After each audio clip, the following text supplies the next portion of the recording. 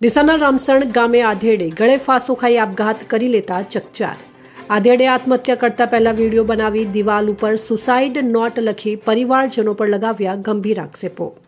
બનાસકાંઠા જિલ્લાના ડીસા તાલુકાના રામસણ ગામેથી એક અત્યંત ચોંકાવનારી ઘટના સામે આવી છે, જ્યાં એકલવાયુ જીવન જીવતા એક આધેડે ગળે ફાંસો ખાઈને આપઘાત કરી લેતા ચકચાર મચી જવા પામી છે।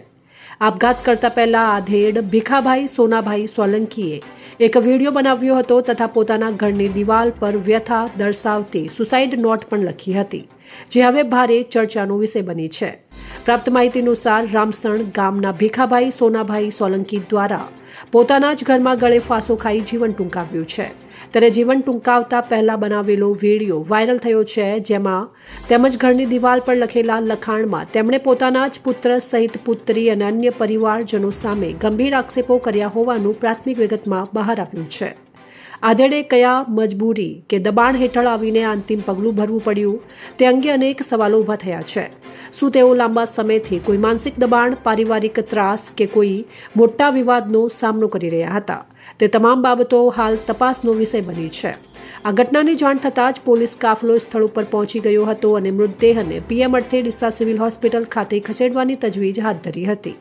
પોલીસે વાયરલ વિડીયો, દિવાલ પર લખેલી નોટ અને અન્ય પુરાવાઓને કબજે લઈને ઊંડાણપૂર્વક તપાસ શરૂ કરી છે।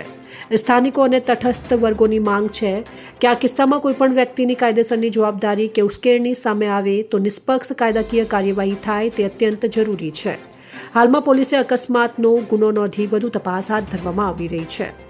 આત્મહત્યા કરતા પહેલા ભીખાભાઈ સોનાભાઈ સોલંકીએ પોતાના પુત્ર નરેશભાઈ પરમાર, જેઓ રાણપુર વચલાવાસ ગામે તલાટી કમ મંત્રી તરીકે ફરજ બજાવે છે, અને તેમની દીકરી અને પરિવારના સભ્યો સામે આક્ષેપો લગાવી રેન્જ આઈજી પરીક્ષિતા રાઠોડ સહિત જિલ્લા પોલીસ વડા પ્રશાંત સુબે પાસે ન્યાયની માંગ કરી કસૂરવાર સામે કડક કાર્યવાહીની માંગ કરી રહ્યા છે। ત્યારે સમગ્ર ઘટનામાં સત્ય શું છે તેની ન્યાયિક તપાસ કરવાની સગા સંબંધીઓ દ્વારા પણ માંગ કરવામાં આવી રહી છે।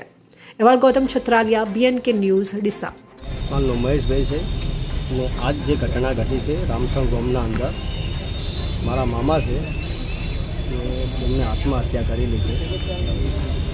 ભીખાભાઈ સોમનાભાઈ સોલંકીએ અને એકલી જિંદગી જીવતા હતા, છતાં છોકરા બીજા છતાં રહેવા છતાં પણ એ લોકો કોઈ રાખતા નહોતા, બહુ ત્રાસ આપતા હતા। છોકરીઓ ત્રાસ, છોકરાનો ત્રાસ, ને અમારા કાકાનો જે છોકરો છે એને પણ ખૂબ ત્રાસ આપ્યો છે।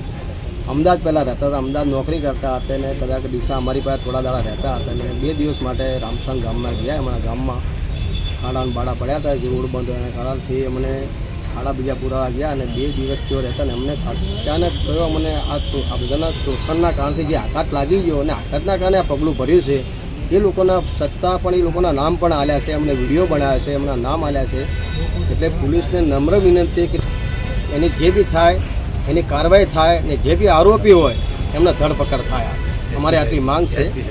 એસપી સાહેબ સુધીનું અમારું નિમંત્રણ છે આ કે સાહેબ જે બી જલ્દી થાય એનું કાર્યવાહી થાય। આ વ્યક્તિને બહુ શોષણ કરે, બહુ ત્રાસ આલ્યો છે, આ ત્રાસના કારણથી જ મર્યો છે વ્યક્તિ।